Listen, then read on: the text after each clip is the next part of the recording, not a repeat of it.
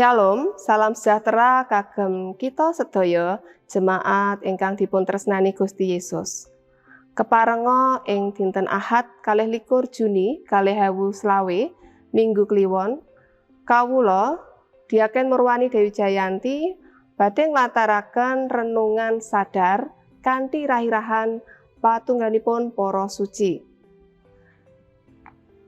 Patunggalipun para suci menika badhe kapethik saking serat Galati 3 ayat ingkang 28. Mekaten sabdanipun Gusti.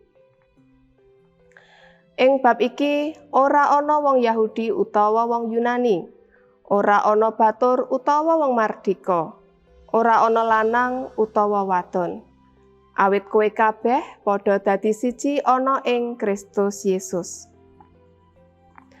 Gereja ing jagat menika kathah sanget denominasinipun.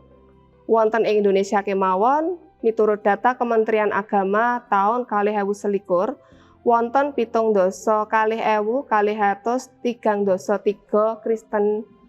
Gereja Kristen Jawi.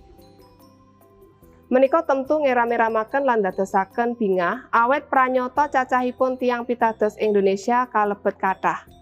Wonten ing satunggal sisih kathahipun gereja menika dados pratandha bilih pakaryan ngelaraken Injil saestu katindakaken dening para muridipun Gusti. Ananging ing sisih sanes, gereja ingkang maneka warni kawontenanipun menika inggih nyimpen perkawis ingkang kathah ugi. Kabudayan lan pakulinan ingkang benten-benten kala mangsanipun dados perkawis ingkang kedah dipun penggalih saestu. Ananging ing antawasipun sedaya menika sampun ngantos sesami tiyang Kristen malah sami ndawahaken namung amargi benten kabudayan lan pakulinan kala wau. Rasul Paulus inggih mirsani kawontenan menika ingkang maneka warni ing satengahing pasamuan Galati.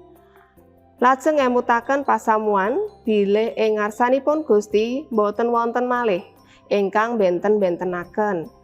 Kalebet sampun boten wonten malih pamisahan antawisipun Yahudi utawi Yunani, batur utawi mardika, jaler menapa estri, awet sedaya sampun nunggil ing patunggalipun para suci ing jagat menika.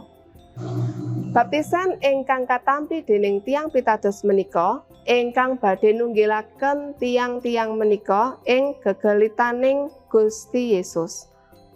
Nalika kita mangertos bilih sedaya gereja menika minangka patunggalipun Sang Kristus lan para suci ing jagat, mila kita boten badhe dawah ing nglepataken utawi nampik gereja ingkang kagungan kabudayan ingkang benten kalian gereja kita.